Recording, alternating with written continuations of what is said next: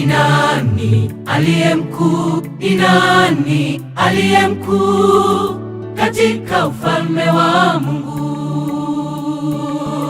Ni swali lililosumbua watu wakiulizana, ni nani mkubwa wetu? Ni swali lililosumbua hata wanafunzi wa Yesu walipokuwa na Yesu. Ni nani aliye mkuu? Ni nani aliye mkuu katika ufalme wa Mungu?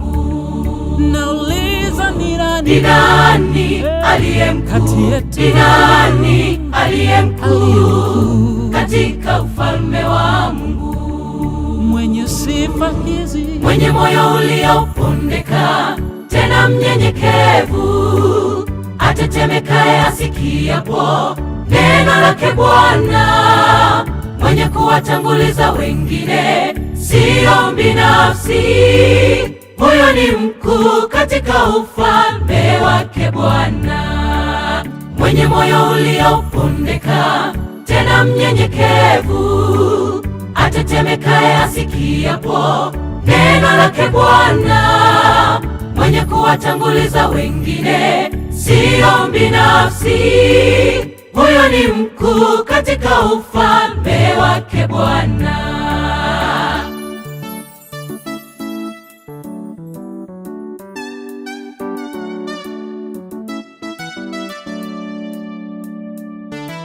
Mfano aliutoa Bwana Yesu, kama mioyo yetu itakuwa ilivyo mioyo ya watoto wadogo, tutarithi uzima wa milele.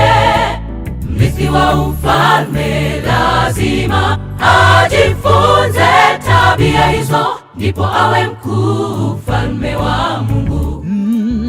Mwenye moyo uliopondeka tena mnyenyekevu, atetemekaye asikiapo neno lake Bwana, mwenye kuwatanguliza wengine, sio binafsi. Huyo ni mkuu katika ufalme wake Bwana. Anaweza asiwe na cheo, ila huyo ni mkuu ufalme wa Mungu. Aweza asiwe na elimu, ila huyo ni mkuu ufalme wa Mungu. Aweza asiwe nazo mali, ila huyo ni mkuu ufalme wa Mungu. Roho mwema akiwa ndani, huyo ni mkuu ufalme wa Mungu. Mwenye moyo uliopondeka tena mnyenyekevu, atetemekaye asikiapo neno lake Bwana, mwenye kuwatanguliza wengine, sio binafsi. Huyo ni mkuu katika ufalme wake Bwana. Huyo ni mkuu katika ufalme wake Bwana.